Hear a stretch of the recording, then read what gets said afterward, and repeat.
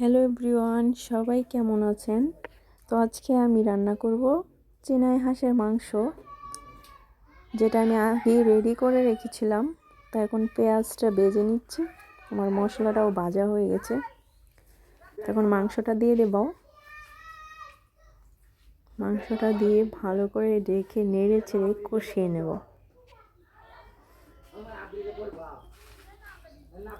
আপনারাও চাইলে মাংস এভাবে খেতে পারেন, তবে আমি মাংসের মধ্যে ছোট আলু দিয়েছি 4-5টা দেশি আলু।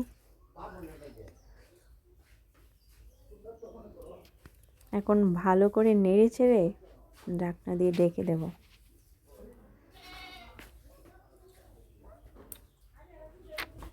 মাটির চুলায় রান্নার মজাই আলাদা। মাটির চুলায় রান্না করলে মাংসের আসল স্বাদটা খুঁজে পাওয়া যায়।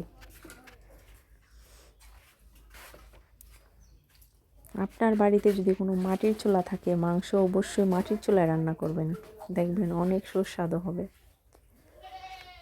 তো মাংস একবার ডেকে দেওয়ার পরে দেখেন কতটুকু কষে আসছে, যেহেতু আমি আগে রেডি করে রেখেছিলাম প্রায় 2-3 ঘন্টা আগে,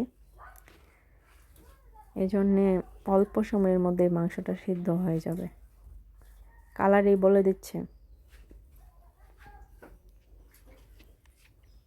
তো আমি আসছি ময়মনসিংহ বোনের বাসায়।